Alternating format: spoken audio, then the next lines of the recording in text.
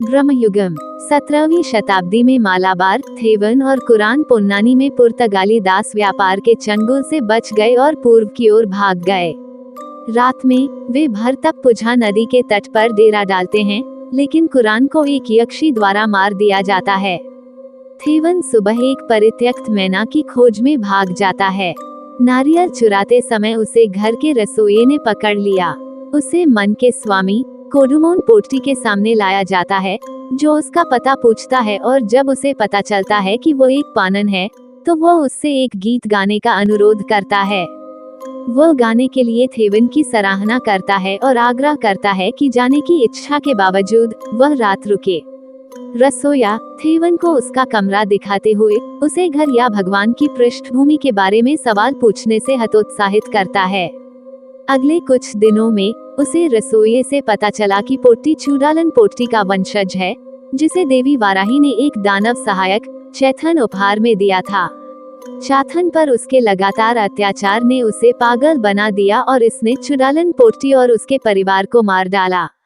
कोडुमोन potty ने अंततः चैथन को हरा दिया और उसे हवेली की अटारी में जंजीर से बांध दिया। एक दिन थेवन रसोइये को पिछवाड़े में कब्र खोदते हुए देखता है, संभवतः अपने लिए।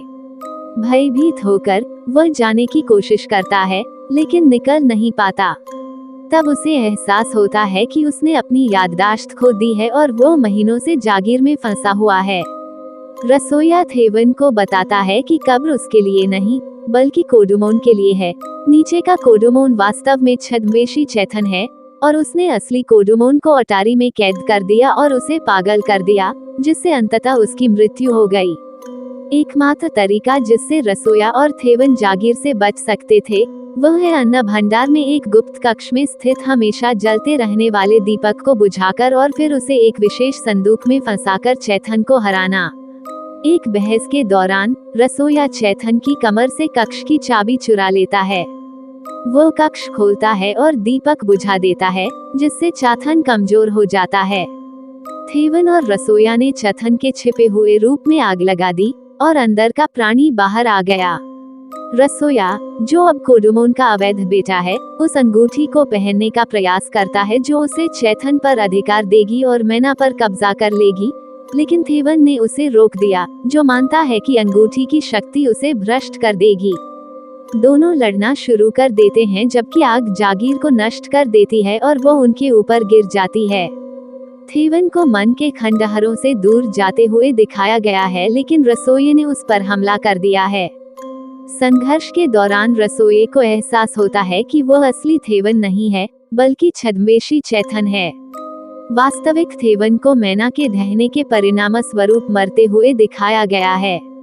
भयभीत होकर रसोया जंगल में भाग जाता है और नदी पार करते समय उसकी मुलाकात एक पुर्तगाली सैनिक से होती है। ये सोचकर कि यह चाथन की चालों में से एक है, वह सैनिक पर हमला करने की कोशिश करता है, लेकिन उसे गोली मार दी जाती है।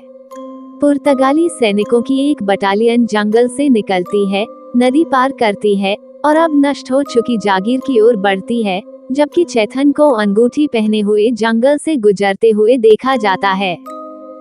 यदि ये कहानी आपको पसंद आई हो तो अपने दोस्तों और अन्य लोगों के साथ शेयर जरूर करिएगा।